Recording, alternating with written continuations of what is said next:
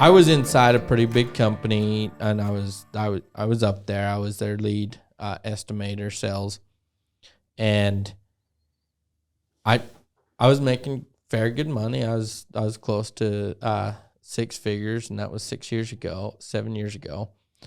And we went to a seminar, and this was one of those shows that had different rooms in there, and I was walking down the hallway, and on the sign I said how to build an exit plan. And I'm like, God, that's a perspective I've never seen before. Why the fuck would you build an exit plan into a business? Why the fuck would you do that? So I walked in there. Like that was really curious. And at that moment, I knew I wanted to start a business. Because the way they explained it is like the exit plan is this. Why would you be in a business when you can exit and get 10 plus EBITDA when you could build the company up to a point where you could exit the company and become multi-millionaire, and you have your dreams, you have money to go from there, and then they just walk through the steps that seminar just walk through the steps of start your company with an exit plan. Mm-hmm. There's many types of exit plans.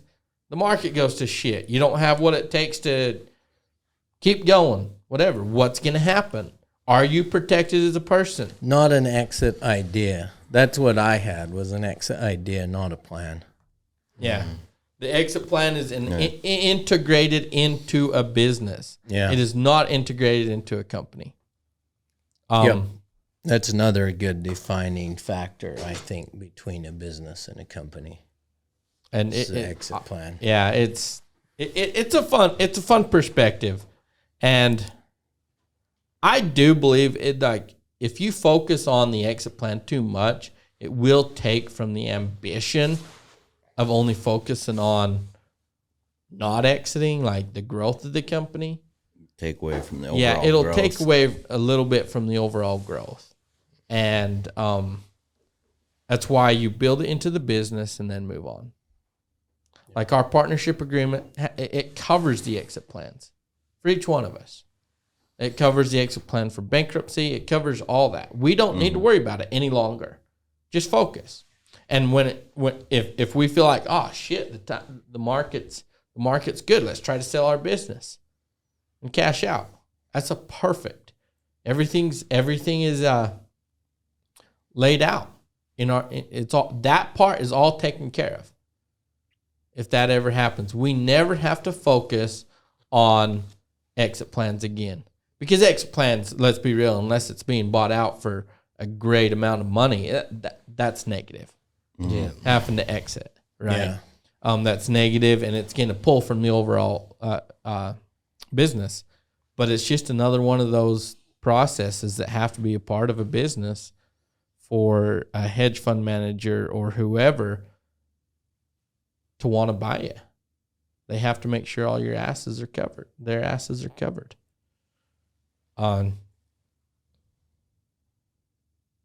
So I think it's super important. And if you have a company,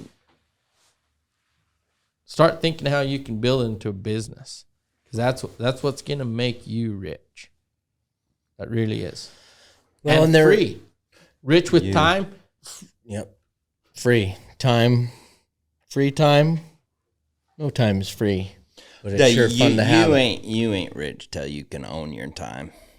Exactly. Time is the only thing. Like that's if you don't have time, I since y'all's came into the business and we all took our specific scopes, our responsibilities, which in fairness hasn't only given me time. We all have a certain amount of time. I might have the most free time, but y'all's have a certain amount of free time. Absolutely. You know, we're in the middle of work week, and we're here building a podcast. Recording a podcast with you guys. Yeah. So, I mean, we all have time.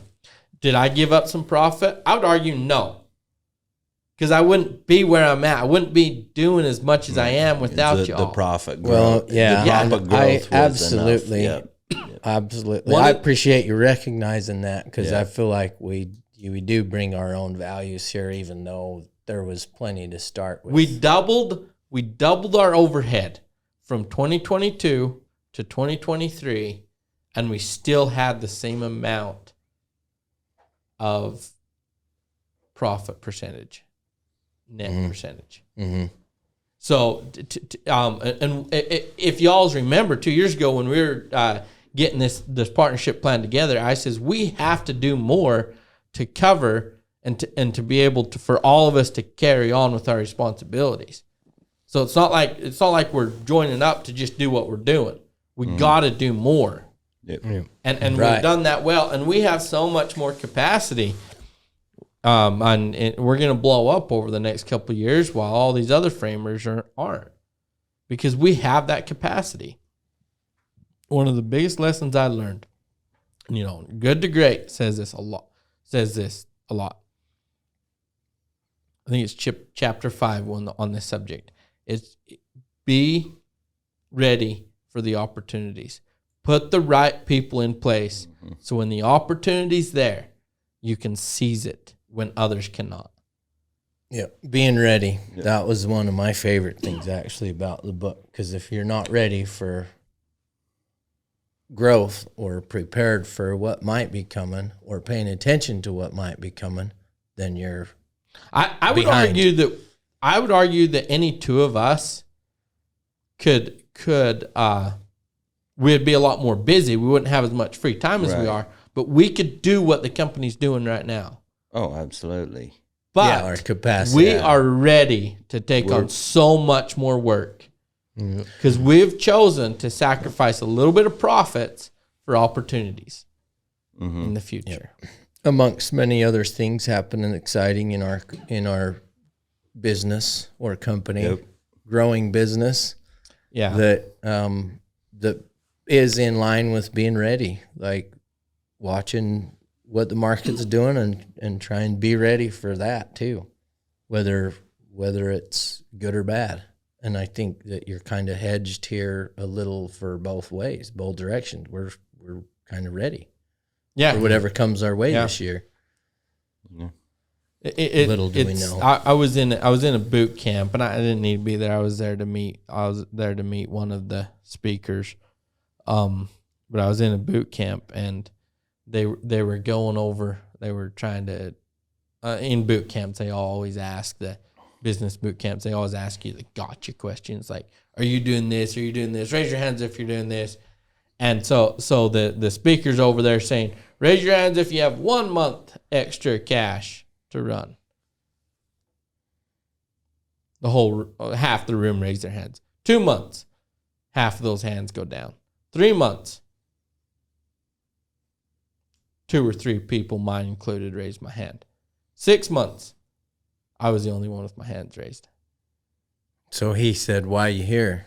No, they knew I was there for that. Like I was an example there, because I made it clear why I was there.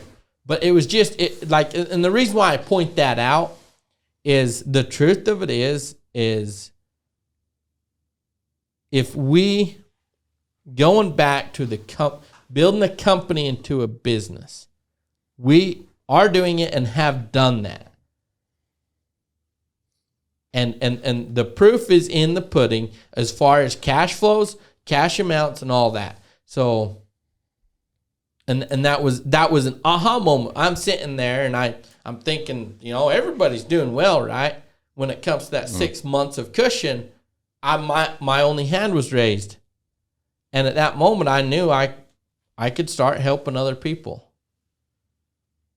I could start helping other people create that company into a business, and nobody covers that the way that I would like to cover it. And stay tuned. It'll be 6 months to a year before I start helping others do that. But stay tuned. That's my mission in life, is to start helping companies become businesses of all sizes.